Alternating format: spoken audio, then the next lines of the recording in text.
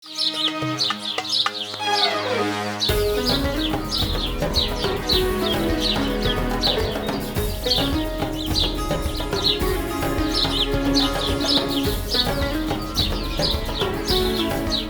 اللہ والصلاۃ والسلام علی رسول اللہ وعلی آلہ واصحابہ اجمعین الی یوم الدین۔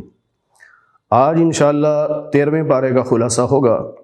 یوسف علیہ السلام کا واقعہ چل رہا ہے کہ آپ جیل سے رہا ہوئے تو آپ نے یہ فرمایا کہ میں اپنے نفس کو بری نہیں کرتا، کیونکہ نفس ہر ایک کا گناہ کی طرف مائل ہوتا ہے اور وہ انسان کو گناہ کی طرف لے کے جاتا ہے، لیکن نبی کا جو نفس ہوتا ہے وہ گناہ کروا نہیں سکتا، کیونکہ نبی گناہوں سے معصوم ہوتے ہیں، اللہ تعالیٰ ان کی حفاظت فرماتے ہیں۔ پھر فرمایا کہ جس پہ اللہ مہربان ہو وہی گناہ سے بچ سکتا ہے، وگرنہ کوئی گناہ سے نہیں بچ سکتا۔ اب بادشاہ کے پاس آپ آئے تو بادشاہ نے کہا کہ مجھے وہ خواب کی تعبیر آپ خود سنائیں، پہلے تو میں نے کسی کے ذریعے سنی، اب میں براہ راست آپ سے سننا چاہتا ہوں۔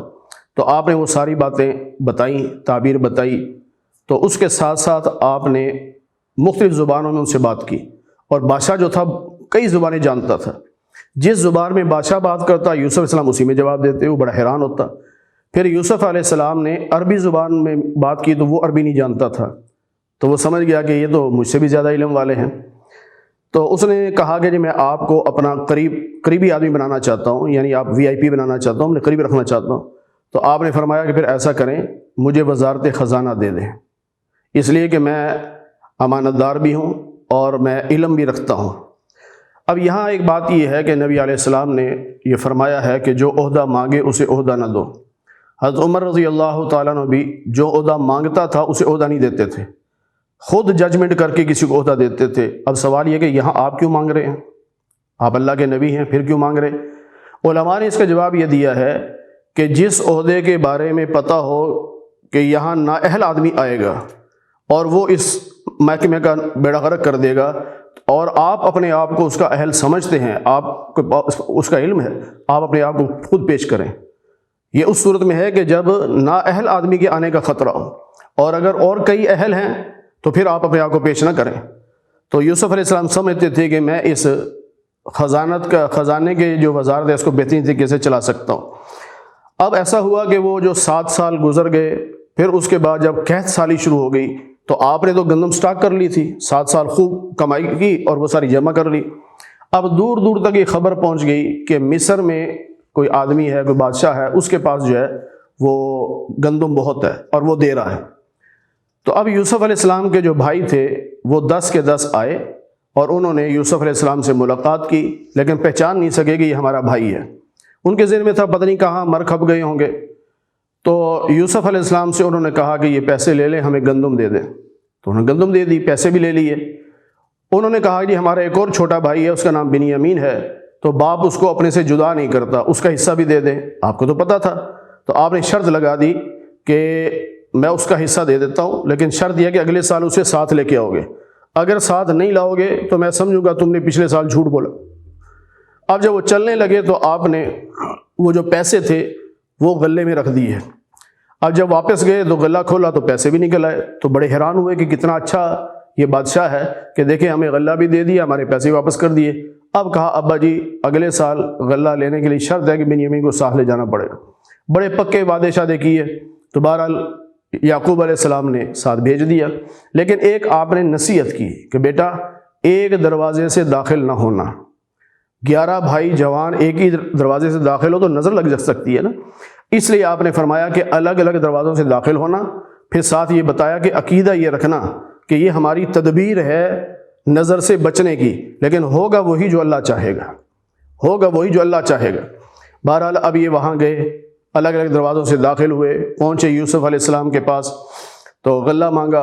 اب بنیامین بھی تھے، آپ نے تو پہچان لیا کہ میرا یہ بھائی ہے، تو آپ نے کہا بھائی ٹھہرنے کا انتظام یہ ہوگا کہ یہ 2 ایک کمرے میں، یہ 2 فلاں کمرے میں، یہ 2 فلاں کمرے میں، تو 10 بھائیوں کو 5 کمرے دے دیے۔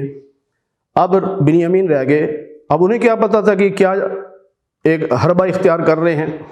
تو بہرحال یوسف علیہ السلام نے یہ تدبیر کی، بنیامین اکیلا تھا، فرمایا یہ میرے کمرے میں میرے ساتھ سوئے گا۔ ٹھیک۔ اب جب کمرے میں گئے تو آپ نے بتایا میں یوسف ہوں، تو بنیامین نے پھر وہ ساری شکایتیں بتائیں کہ میرے ساتھ یہ ظلم کر رہے ہیں، بھائی یہ ظلم کر رہے ہیں۔ انہوں نے کہا مجھے اپنے پاس روک لو۔ انہوں نے کہا میں کیسے روکوں تمہیں؟ انہوں نے کہا نہیں بس جیسے بھی ہے مجھے روک لو۔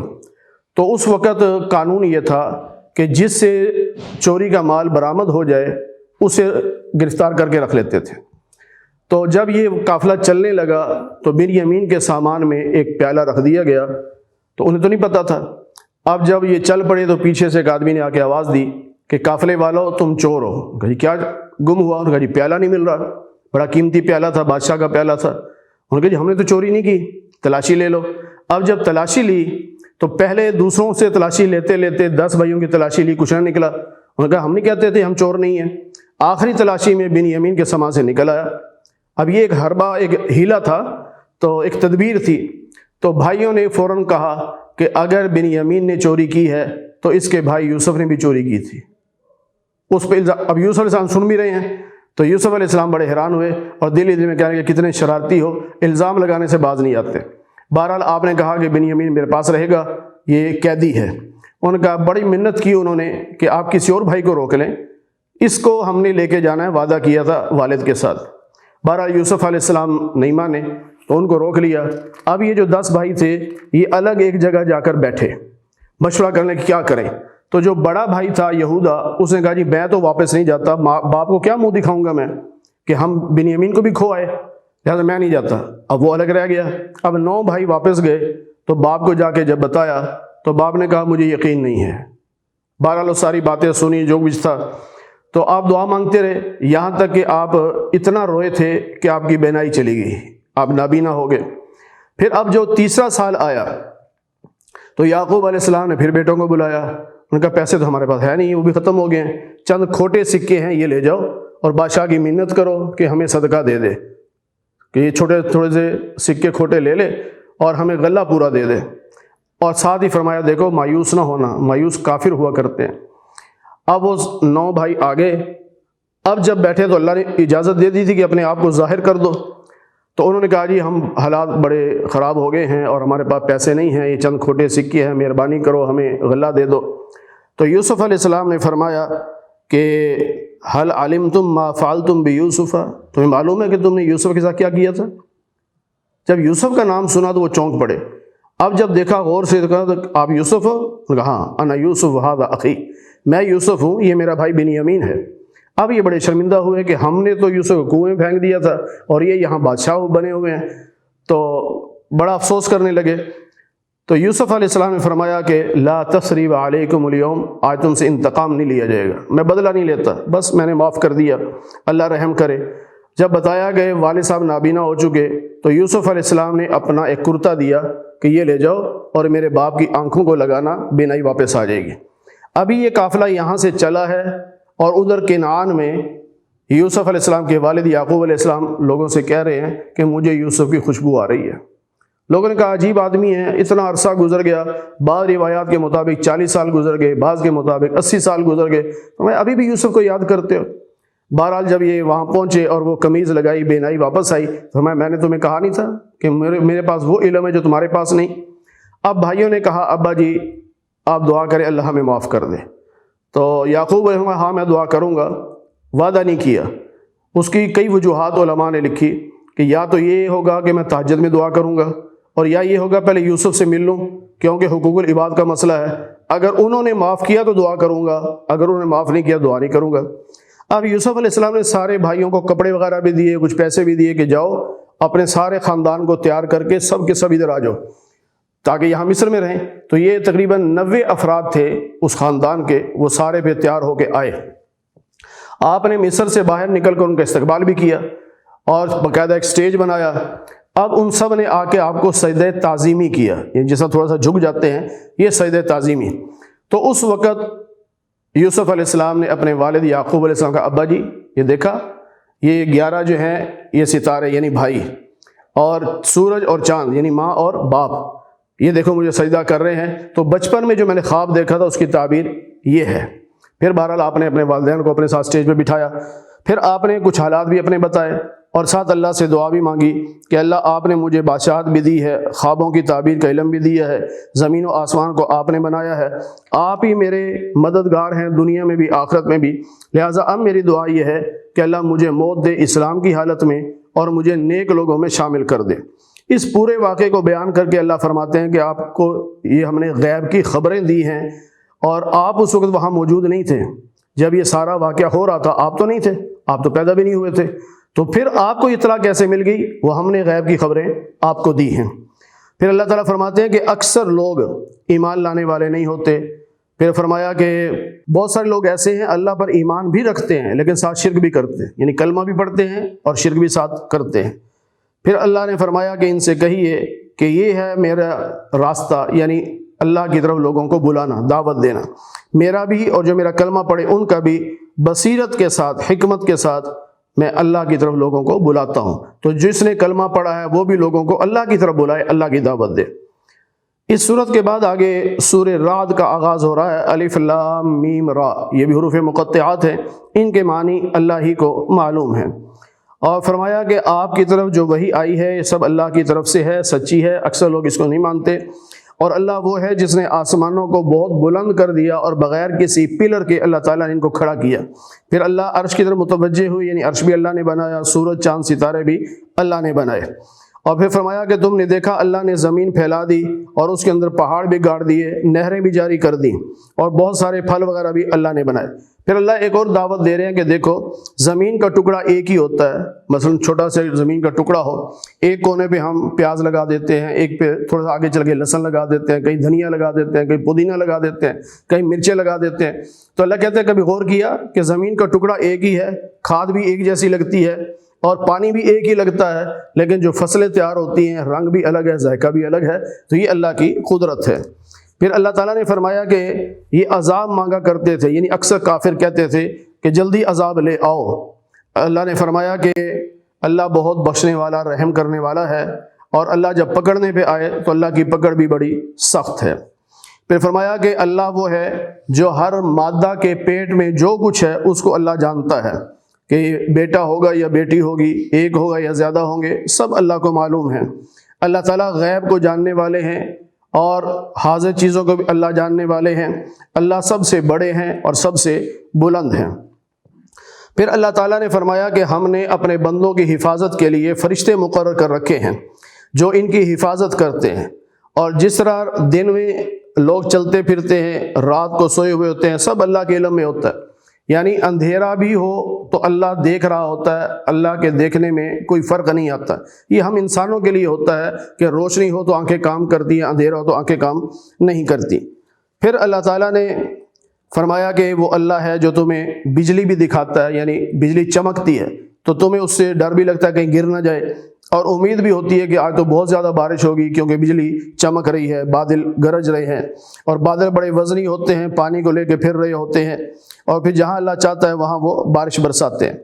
پھر اللہ تعالیٰ فرماتے ہیں کہ جو بتوں سے مانگتے ہیں، بتوں کی پوجا کرتے ہیں، ان کو مشکل کشا سمجھتے ہیں، تو ان کی مثال یوں سمجھو کہ جیسے ایک آدمی پانی کے سامنے کھڑا اور کہے پانی منہ میں آ جا، پانی منہ میں آ جا، تو اس کے کہنے سے تو پانی منہ میں نہیں آتا۔ تو جب وہ پانی صرف کہنے سے منہ میں نہیں آتا، اسی طرح تمہارے بت بھی تمہارے کسی کام نہیں آ سکتے۔ پھر اللہ فرماتے ہیں کہ ان سے پوچھئے آسمانوں اور زمینوں کا رب کون ہے؟ یہ کہیں گے اللہ ہے۔ پھر پوچھئے کہ تم نے اللہ کے علاوہ بتوں کو اپنا معبود بنا لیا ہے، مشکل کشا بنا لیا، حاجت روا بنا لیا ہے، جو تمہارے نفع نقصان کے مالک نہیں ہیں۔ پھر ان سے پوچھئے کیا نابینا اور بینا برابر ہو سکتے ہیں؟ کیا اندھیرا اور روشنی برابر ہو سکتے ہیں؟ یا تمہارے بتوں نے بھی کوئی مخلوق بنائی ہے کہ تمہیں متشابہ لگ گیا کہ یہ مخلوق بتوں نے بنائی، اللہ نے بنائی؟ کچھ بھی ایسا نہیں ہے۔ پھر ایک مثال دے کے سمجھایا کہ دنیا میں عموماً ایسا ہوتا ہے کہ کافر غالب ہوتے ہیں اور مسلمان مغلوب ہوتے ہیں، اکثر ایسا ہوتا ہے۔ تو اللہ فرماتے ہیں کہ اس کی مثال یوں سمجھو کہ جیسے اللہ تعالیٰ بارش برساتا ہے، ندی نالے پانی سے بھر جاتے ہیں، تو آپ نے دیکھا ہوگا ان پانی کے اوپر کچرا آ جاتا ہے، وہ کچرا بہہ رہا ہوتا ہے، نیچے پانی ہوتا ہے، اوپر وہ کچرا ہوتا ہے۔ فرمایا کہ یہ جو کافر ہے نا، یہ کچرے کی طرح ہے، مسلمان پانی کی طرح ہے۔ یا دوسری مثال یہ ہوتی ہے کہ جیسا ہے سنارا جو ہوتا ہے، جولر جو ہوتا ہے، وہ سونے کو بھٹی میں ڈالتا ہے اور نیچے آگ جلاتا ہے، تو اس سے کیا ہوتا ہے کہ جو میل کچیل ہے سونے کی وہ اوپر آ جاتی ہے، جھاگ بن جاتی ہے، اور اصل سونا نیچے رہ جاتا ہے۔ تو اللہ کہتے ہیں دنیا میں یہ جو حالات ہیں اس سے پریشان نہ ہونا، یہ جو اوپر پھر رہے ہیں نا کافر، یہ تو ہیں جھاگ کی طرح، یوں اٹھا کے باہر پھینک دیے جائیں گے، اور اصل چیز تو مسلمان ہے، جو جیسے سونا ہوتا ہے اصل، ایسے یہ اصل مسلمان ہے۔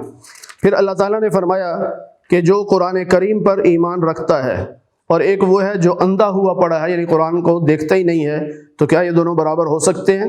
پھر فرمایا کہ نصیحت عقل والے پکڑتے ہیں، اور عقل والوں کی نشانیاں کیا ہیں؟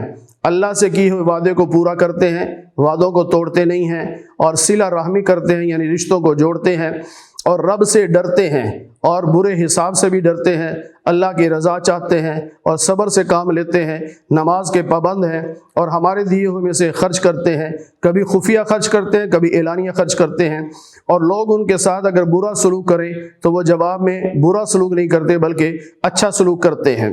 ان کے لیے آخرت کا گھر ہے، یعنی یہ جنتی لوگ ہیں، ہمیشہ ہمیشہ جنت میں رہیں گے۔ صرف یہ نہیں، ان کے آباء و اجداد یعنی ماں باپ، ان کے بیوی بچے، ان کی اولادیں، یہ سب جنت میں جائیں گے اور انہی کے ساتھ ہوں گے، اور فرشتے جب بھی داخل ہوں گے جس دروازے سے بھی آئیں گے وہ ان کو سلام کریں گے کہ تم نے دنیا میں صبر کیا، تم پہ سلام ہو، اور یہ جنت کا گھر تمہیں دے دیا گیا۔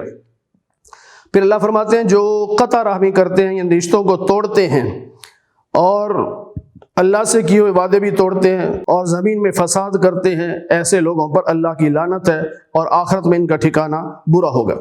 اب رہی یہ بات کہ دنیا میں کافروں کے پاس دولت زیادہ ہے، مسلمانوں کے پاس کم ہے، تو اللہ فرماتے ہیں کہ اللہ رزق کا دینے والا ہے، جس کے لیے چاہے رزق زیادہ کر دے، جس کے لیے چاہے کم کر دے، یہ تو اللہ کی مرضی ہے۔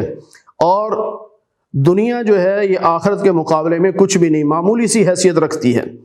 پھر اللہ فرماتے ہیں کہ جو لوگ ایمان والے ہیں ان کے دل اطمینان میں آ جاتے ہیں اللہ کے ذکر سے، اس لیے کہ اللہ کا ذکر ہی دلوں کا اطمینان ہے، اور جو ایمان والے نیک عمل کرنے والے ہیں ان کے لیے مبارک ہے اور ان کا ٹھکانہ بہت اچھا ہوگا۔ پھر بعض لوگوں نے یہ سوال کیے تھے کہ آپ کہتے ہیں کہ میں اللہ کا رسول ہوں، اور سلیمان علیہ السلام جو داؤد علیہ السلام جو تھے پہاڑ ان کے بھی تابع تھے کہ ان کے ساتھ پڑھا کرتے تھے، تو آپ ذرا مکہ کے پہاڑوں کو سائڈ پہ کر دیں، اور جس طرح آپ کہتے ہیں کہ سلیمان علیہ السلام کے تابع ہوا تھی، تو آپ ہمارے لیے ایسا انتظام کر دیں کہ ہم تھوڑے وقت میں زیادہ سفر کر لیا کریں۔ آپ کہتے ہیں کہ عیسیٰ علیہ السلام مردوں سے باتیں کرتے تھے، تو اگر آپ اللہ کے رسول ہیں تو آپ بھی ہماری باتیں مردوں سے کروا دیں۔ تو آپ نے جواب میں فرمایا یہ سارے کام اللہ کے ہیں، میرے نہیں ہیں۔ اللہ چاہے تو اپنے نبی کو یہ معجزہ عطا کر دے، وگرنہ اختیار یہ سارا اللہ کا ہے۔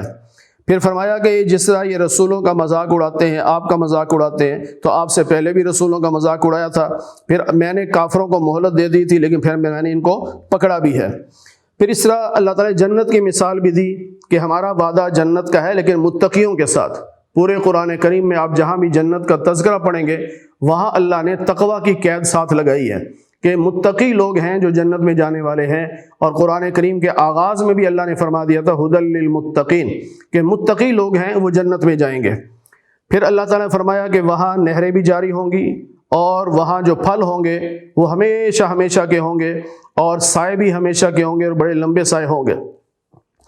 پھر اللہ تعالیٰ نے فرمایا کہ ہم نے آپ سے پہلے بھی جتنے رسول بھیجے تھے، جتنے بھی رسول بھیجے ان سب کی بیویاں بھی تھیں، بچے بھی تھے، یعنی وہ سب انسان تھے، بشر تھے، ان کی بیویاں بھی تھیں، ان کے بچے بھی تھے، اور کوئی رسول اپنی مرضی سے معجزہ نہیں دکھا سکتا الا باذن اللہ، سوائے اللہ کے اجازت سے۔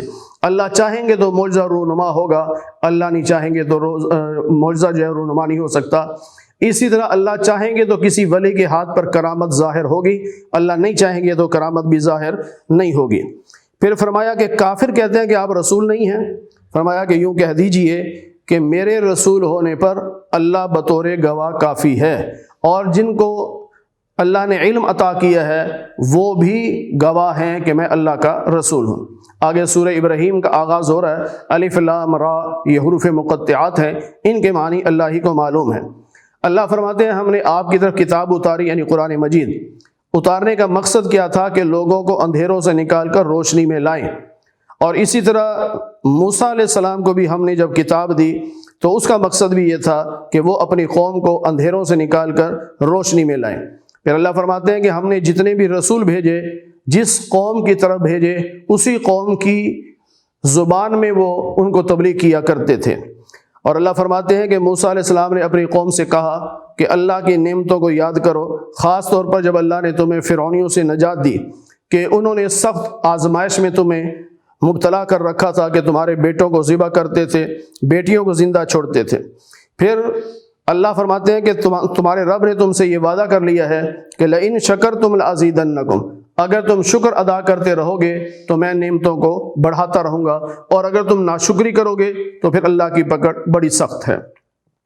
موسیٰ علیہ السلام نے اپنی قوم کو یہ بھی بتایا کہ اگر تم ناشکری کرو گے، صرف تم نہیں، زمین کی ساری مخلوق بھی اگر ناشکری کرے تو اللہ کا کچھ نہیں بگاڑ سکتی، اللہ تو سب سے بے نیاز ہے اور اللہ قابل تعریف ہے۔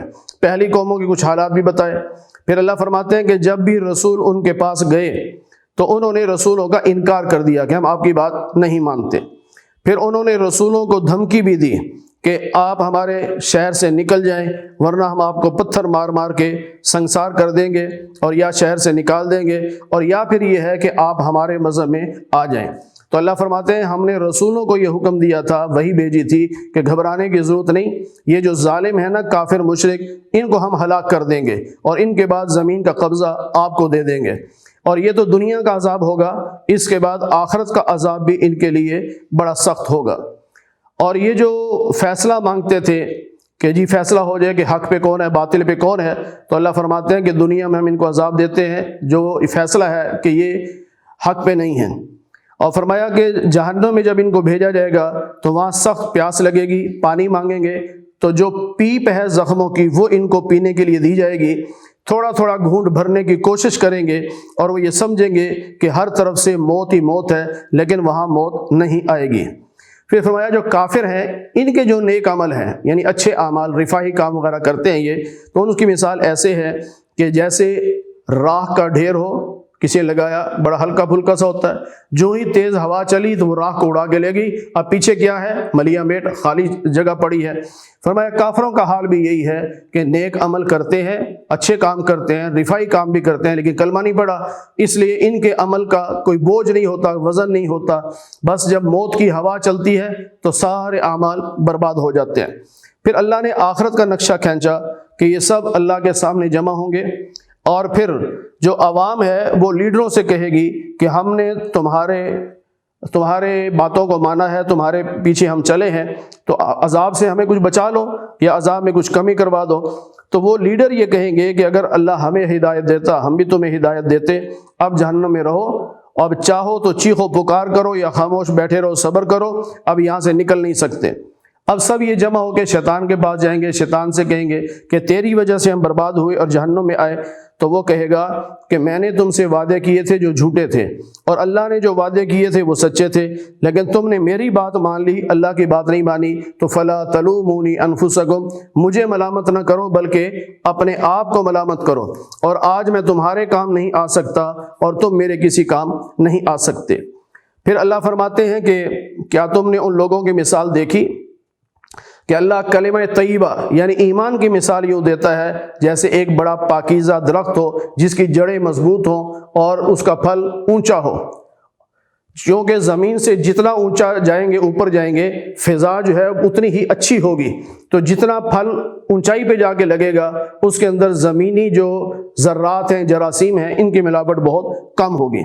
اور اس سے مراد جو ہے کلمہ طیبہ سے مراد یعنی درخت جو ہے کہ بڑا پاکیزہ درخت، عمدہ درخت، اس سے مراد کھجور کا درخت ہے، اور اس سے مراد کلمہ طیبہ ہے کہ جو آدمی کلمہ پڑھ لیتا ہے اس کی جڑیں مضبوط ہو جاتی ہیں، اور کلمے کے بعد جو وہ اعمال کرتا ہے وہ اعمال بڑے اونچے ہوتے ہیں۔ اور جو آدمی کافر ہوتا ہے اس کی مثال ایک گندے درخت کی طرح ہے، یعنی گندا درخت جو پانی میں بھی اگ جاتا ہے، کیچڑ میں بھی اگا ہوا ہوتا ہے، اس کی جڑیں مضبوط نہیں ہوتی، بچہ بھی کھینچے تو وہ اکھڑ جایا کرتا ہے۔ پھر اللہ تعالیٰ فرماتے ہیں کہ اللہ تعالیٰ ایمان والے کو ثابت قدم رکھتا ہے دنیا کی زندگی میں بھی اور آخرت کی زندگی میں بھی۔ یہاں آخرت سے مراد قبر ہے کہ جب یہ قبر میں رکھا جاتا ہے تو اللہ تعالیٰ وہاں بھی اس کو ثابت قدم رکھتے ہیں ایمان والے کو، کہ جب ان کے نکیر آتے ہیں تو ان کے سوالوں کے جواب بڑے اطمینان سے یہ دے دیتا ہے۔ پھر اللہ تعالیٰ نے فرمایا کہ لوگوں نے اللہ کی نعمتوں کو بدل ڈالا، یعنی ناشکری کر دی اور یا انکار کر دیا اور اپنی قوم کو جہنم کی طرف لے گئے۔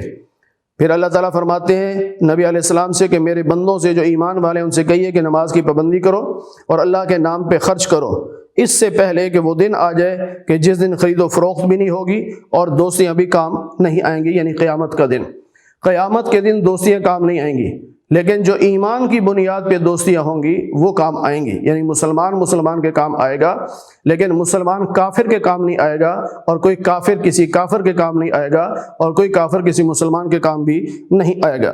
پھر اللہ تعالیٰ نے کچھ نعمتوں کا ذکر فرمایا اور یہ فرمایا کہ اگر تم اللہ کی نعمتوں کو گننے بیٹھ جاؤ تو تم شمار نہیں کر سکتے، لیکن انسان بڑا ظالم ہے اور ناشکرا ہے۔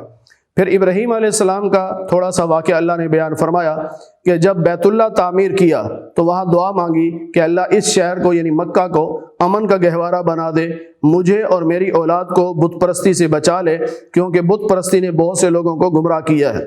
جو میرے پیچھے چلے وہ میرا ہے، اور جو میری نافرمانی کرے اے اللہ آپ خود بخشنے والے رحم کرنے والے ہیں۔